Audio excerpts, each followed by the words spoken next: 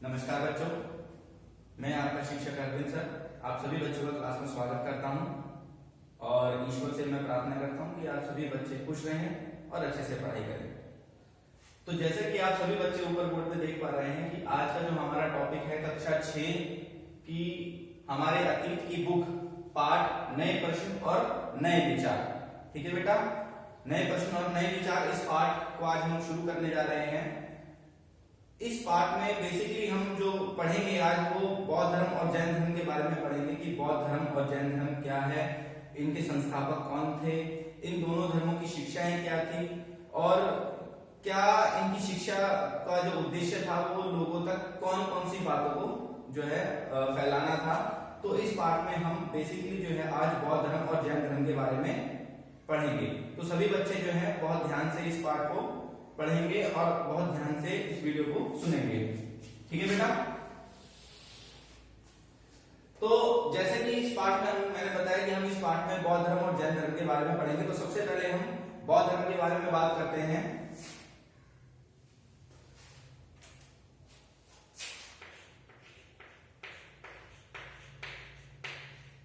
बौद्ध धर्म, ठीक है, बौद्ध धर्म, इस धर्म के जो संस्थापक थे वो थे भगवान बुद्ध। भगवान बुद्ध ने ये धर्म बनाया था, परंतु भगवान बुद्ध का जो वास्तविक नाम था, इनका जो वास्तविक जो नाम था वो था सिद्धार्थ। ठीक है बेटा, बौद्ध धर्म के संस्थापक जो थे वो भगवान बुद्ध थे और इन भगवान बुद्ध का जो वास्तविक नाम था वो सिद्धार्थ था। सिद्धार्थ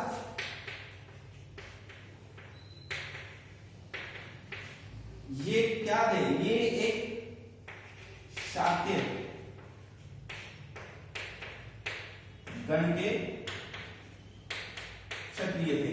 ये एक क्षत्रिय राजकुमार थे, शाक्य क्षत्रिय थे। इनके पिता, इनके जो पिताजी थे उनका नाम था सुयोधन और इनकी जो माताजी थी उनका नाम था महामाया। ठीक है, सिद्धार्थ शाक्यगण के क्षत्रिय थे और इनके पिताजी का नाम सुयोधन था और इनकी माताजी का नाम महामाया था। ठीक है, सिद्धार्थ का जो जन्म है,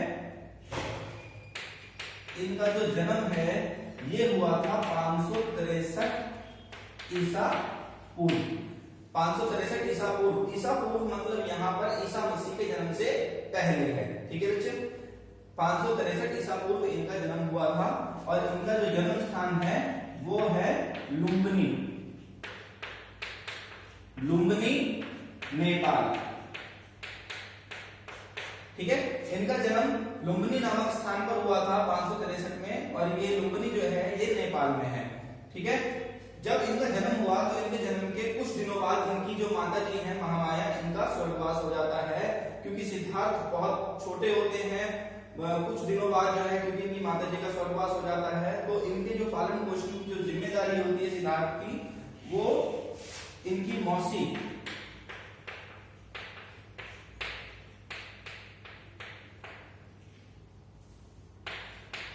प्रजापति गौतमी करती है। ठीक है बेटा, तो सिद्धार्थ का जो पालन पोषण है वो इनकी मौसी प्रजापति गौतमी करती है। ठीक है, तो जब सिद्धार्थ पैदा होते हैं तो सिद्धार्थ, क्योंकि इनके पिताजी राजा होते हैं, जब सिद्धार्थ पैदा होते हैं तो इनके पिताजी जो है बहुत सारे ब्राह्मणों को बुलाते हैं इनको आशीर्वाद देने के लिए।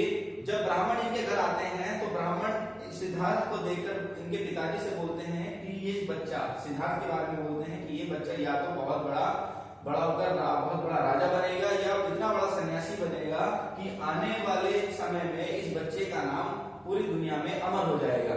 ठीक है बेटा, तो सिद्धार्थ के जो पिताजी थे वो अपने जो बेटे थे सिद्धार्थ, इनके पिताजी सिद्धार्थ को जो है वो बनाना चाहते थे बहुत बड़ा राजा, क्योंकि ये नहीं चाहते थे कि सिद्धार्थ जो है एक सन्यासी बने। इसीलिए सिद्धार्थ को इनके पिताजी बचपन से ही सारी ऐशो आराम की चीजें देते हैं, सारी सुख सुविधाएं प्रदान करते हैं, ठीक है। और सिद्धार्थ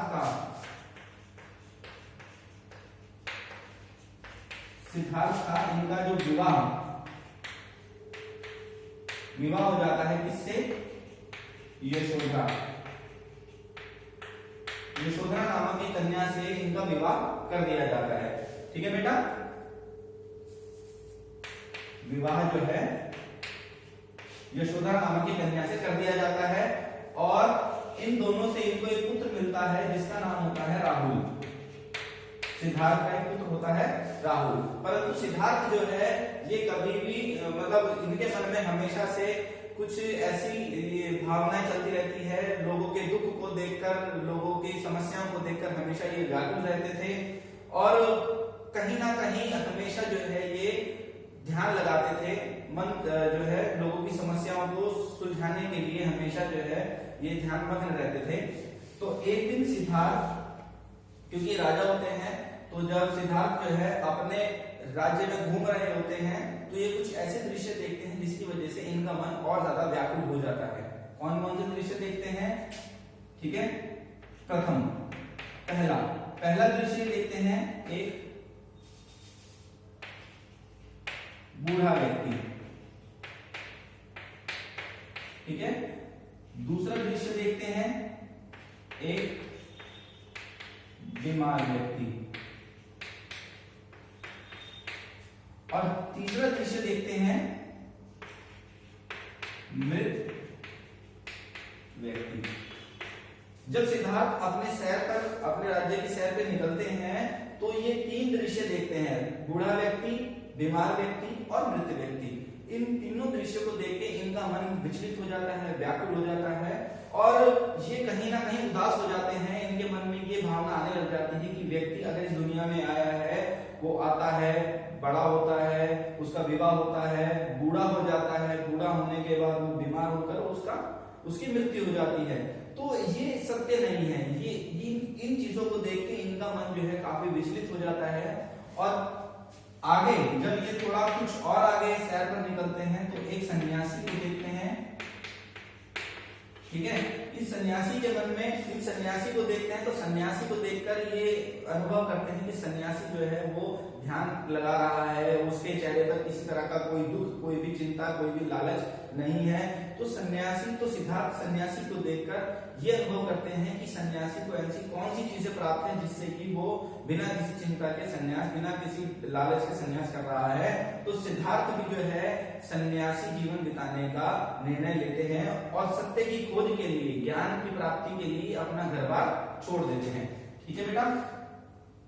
तो 29 वर्ष की आयु में ये अपने घर का त्याग कर देते हैं, 29 साल की आयु में ये अपने घर को छोड़ देते हैं, ठीक है।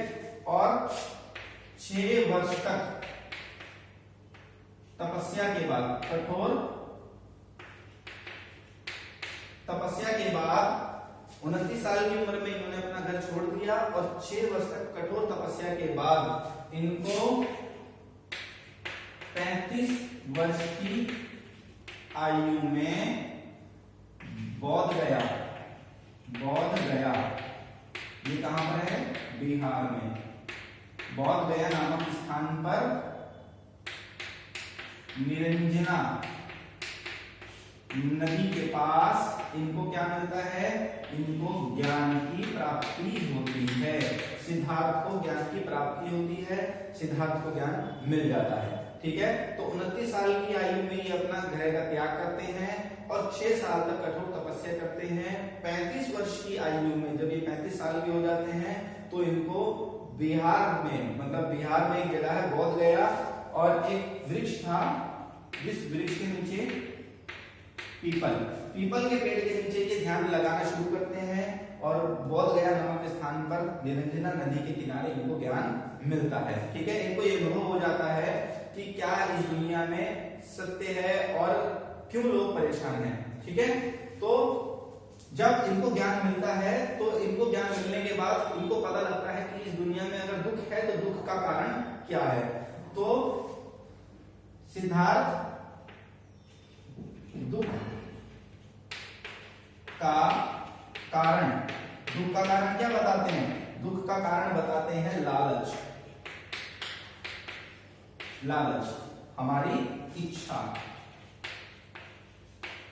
ठीक है, सिद्धार्थ बताते हैं कि अगर इस दुनिया में दुख है तो दुख का कारण क्या है? हमारी इच्छाएं हैं, क्योंकि इच्छा हमारी जो है वो समाप्त नहीं होती है, वो हमेशा एक के बाद एक नई इच्छा जन्म लेती रहती है। तो ये जो है इस दुख का कारण है हमारे जीवन में, वो है इच्छा। और इसे कैसे समाप्त किया जा सकता है? इसे समाप्त किया जा सकता है आत्म संयम से। ठीक है, हम आत्म संयम के माध्यम से अपनी इच्छाओं पे कंट्रोल कर सकते हैं। ठीक है, अपनी इच्छाओं को हम जो है वो दबा सकते हैं, और अगर हम आत्म संयम करना सीख गए तो हमें ज्ञान मिल जाएगा।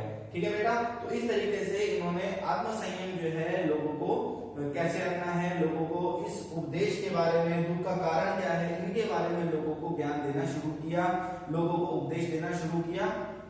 ठीक है, और इन्होंने पहला उपदेश, पहला उपदेश कहां दिया? इन्होंने पहला उपदेश दिया सारनाथ। सारनाथ एक जगह है जहां पर इन्होंने लोगों को पहला उपदेश दिया, लोगों को बताया कि दुनिया में अगर दुख है तो दुख का कारण क्या है, और उस दुख को हम आत्म संयम के माध्यम से उस दुख पर हम कंट्रोल कर सकते हैं और अपनी इच्छाओं को दबा सकते हैं। ठीक है बेटा, और इन्होंने पहला उपदेश कहां दिया? सारनाथ में दिया। ठीक है, तो इस तरीके से इन्होंने लोगों को उपदेश देना शुरू किया, लोगों को शिक्षाएं देनी शुरू करी। इनकी शिक्षाओं में क्या था कि हमें गृह त्याग करना है। ठीक है, उसके अलावा हमें दूसरे जानवर, जो जीव जानवर है, उनको उन पर दया भाव रखनी है।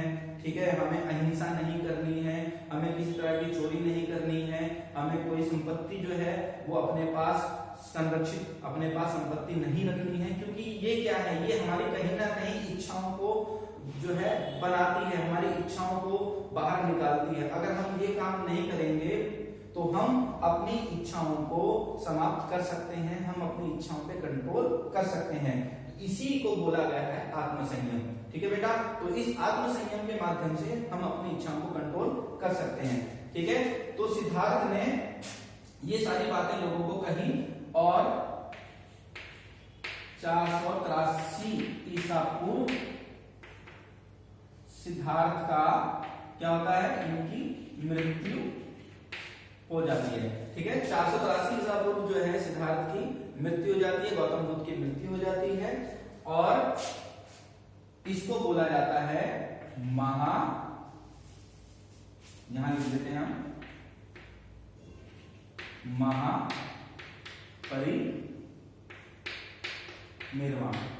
ठीक है, जब सिद्धार्थ की मृत्यु होती है तो उनकी मृत्यु को महापरिनिर्वाण बोला जाता है। महापरिनिर्वाण सिद्धार्थ की मृत्यु को बोला गया है। तो सिद्धार्थ की मृत्यु के बाद इनकी जब डेथ हो जाती है तो जितनी भी इनकी शिक्षाएं होती हैं, इनके जो शिष्य होते हैं वो इनकी शिक्षाओं को लोगों तक पहुंचाते हैं, इनकी बातों को लोगों तक पहुंचाते हैं, और दुनिया के कोने कोने पर इनकी शिक्षाओं को, इनके उपदेशों को दुनिया के कोने कोने तक पहुंचाया जाता है। ठीक है बेटा, तो ये जो है ये बौद्ध धर्म के बारे में है। सभी बच्चे जो हैं बहुत ध्यान से अपनी बुक में, अपनी कॉपी में इसको नोट करेंगे। ओके,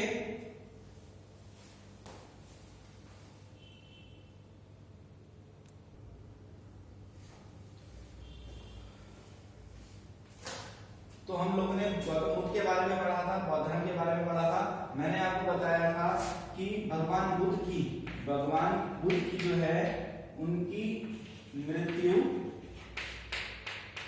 483 ईसा पूर्व में कहां पर? कुशीनगर में इनकी मृत्यु हो जाती है। और मृत्यु को क्या बोला जाता है? इनकी मृत्यु को बोला जाता है महापरिनिर्वाण।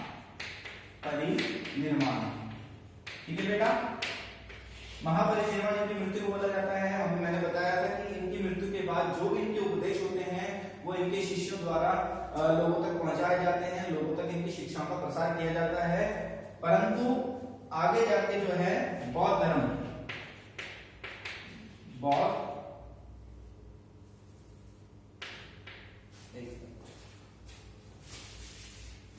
जो है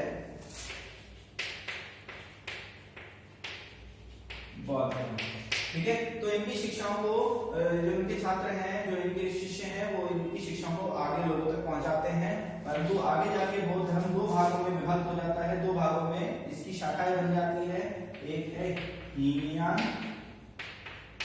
और एक है महायान, ठीक है। ये बौद्ध धर्म के ही पार्ट है। हीनयान और महायान बौद्ध धर्म इन दो पार्टों में डिवाइड हो जाता है, ठीक है बेटा। तो ये जितना भी हमने पढ़ा है ये सभी बच्चे नोट करेंगे अपनी कॉपी में, ठीक है। अब हम आगे बात करते हैं जैन धर्म की।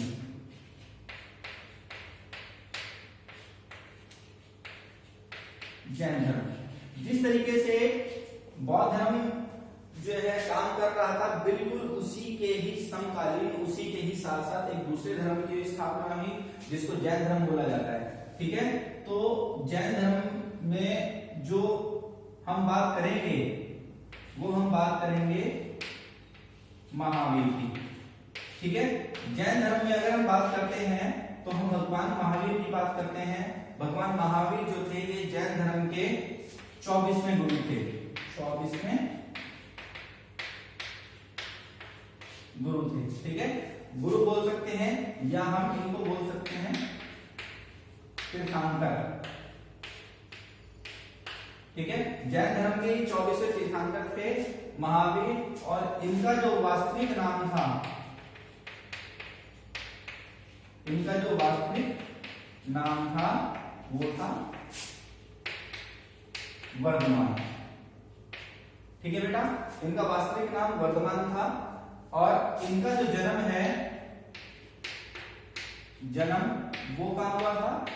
वैशाली में। ये बिहार में एक जगह है वैशाली, वहां इनका जन्म हुआ था, ठीक है। इनका जो जन्म है वो हुआ था 540 ईसा पूर्व। तो वर्धमान महावीर का जन्म 540 ईसा पूर्व में वैशाली में हुआ था, और ये जैन धर्म के जो थे 24वें तीर्थंकर थे, 24वें गुरु थे, ठीक है। इन्होंने जैन धर्म को बहुत ज्यादा पॉपुलैरिटी दी और जैन धर्म इनके समय में बहुत ज्यादा फेमस हुआ, ठीक है। भगवान महावीर के जो पिताजी थे, पिताजी ये थे सिद्धार्थ, ठीक है। ये सिद्धार्थ दूसरे हैं, ठीक है। गौतम बुद्ध वाले सिद्धार्थ नहीं है। इनके पिता का नाम सिद्धार्थ था, और इनकी जो माता थी, इनकी माता का नाम था त्रिशाला, ठीक है, ठीक है बेटा। और जो वर्धमान महावीर थे ये क्या थे? ये एक जातक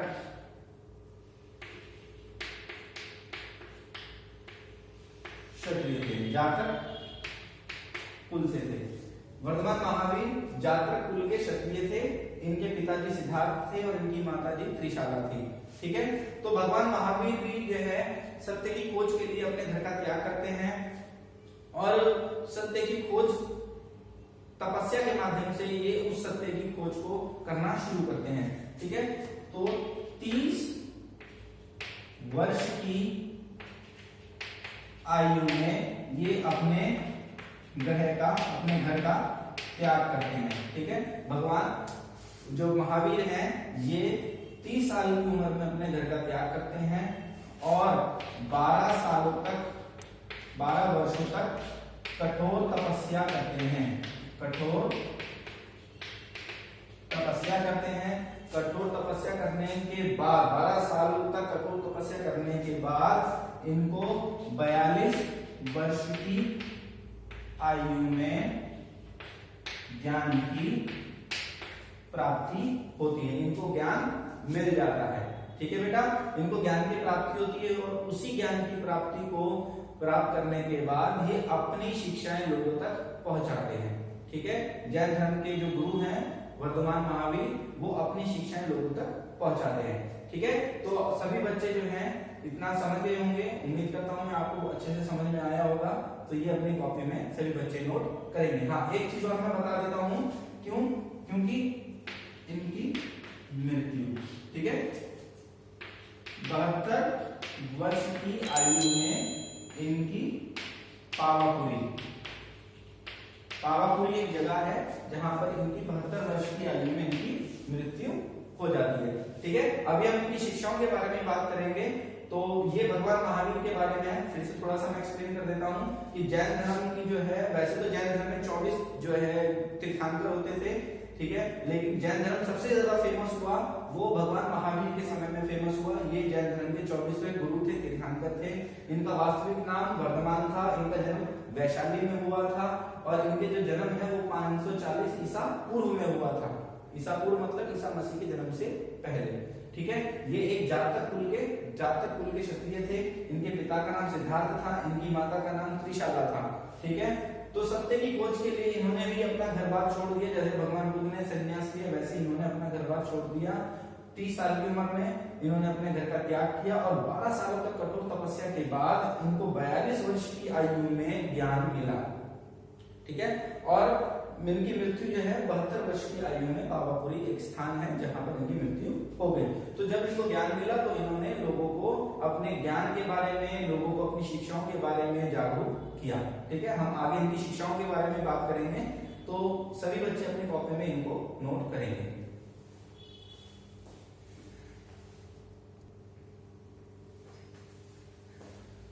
तो अब हम यहाँ बौद्ध धर्म और जैन धर्म की शिक्षाओं के बारे में बात करेंगे। दोनों की शिक्षाएं जो हैं वो लगभग समान ही हैं। तो पहली जो शिक्षाएं हैं इनकी बौद्ध धर्म और जैन धर्म की जो शिक्षाएं हैं, पहली शिक्षा है अहिंसा का पालन करना। ठीक है, ये पहली शिक्षा है, अहिंसा का पालन करना, किसी तरह की कोई लड़ाई झगड़ा नहीं करना। दूसरा, जीव जंतुओं की हत्या नहीं करना। दूसरा इनकी शिक्षा है किसी भी प्राणी को, जीव जंतु को नहीं मारना। ठीक है, इसके बाद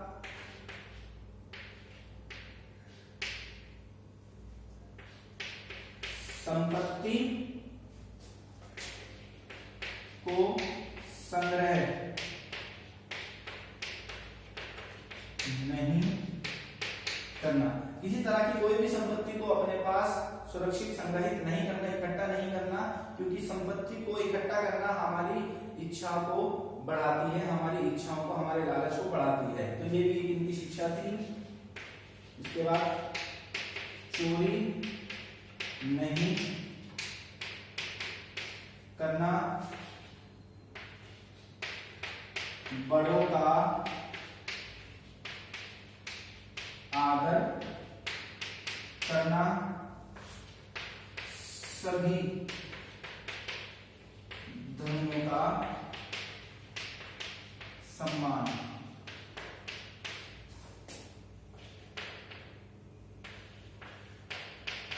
करना।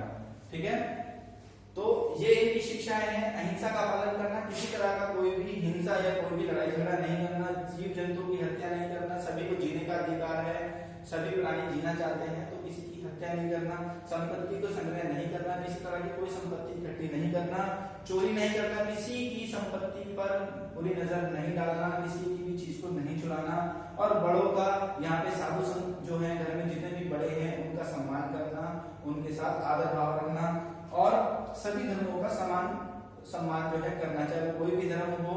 तो ये शिक्षाएं जो है ये जैन और बौद्ध धर्म की शिक्षाएं हैं कि सभी धर्मों का जो है सम्मान करना चाहिए, अपने धर्म की बढ़ाई ना करनी चाहिए और दूसरे के धर्म को कभी नीचा नहीं दिखाना चाहिए। ये सब इनकी शिक्षाएं हैं। ठीक है बेटा, तो इन शिक्षाओं के माध्यम से लोग इन्होंने अपनी बात जो है लोगों तक पहुंचाई। ठीक है, और जो इनकी बात पहुंचाने का तरीका होता था, उस समय जो भाषा होती थी, जो लोगों की जो भाषा होती थी उस समय वो होती थी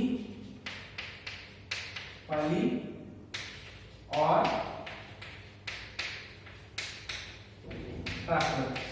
ये दो भाषाएं होती थी,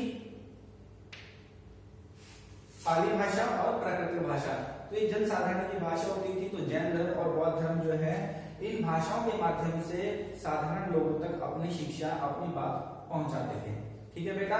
इसके बाद हम बात करते हैं संघ की।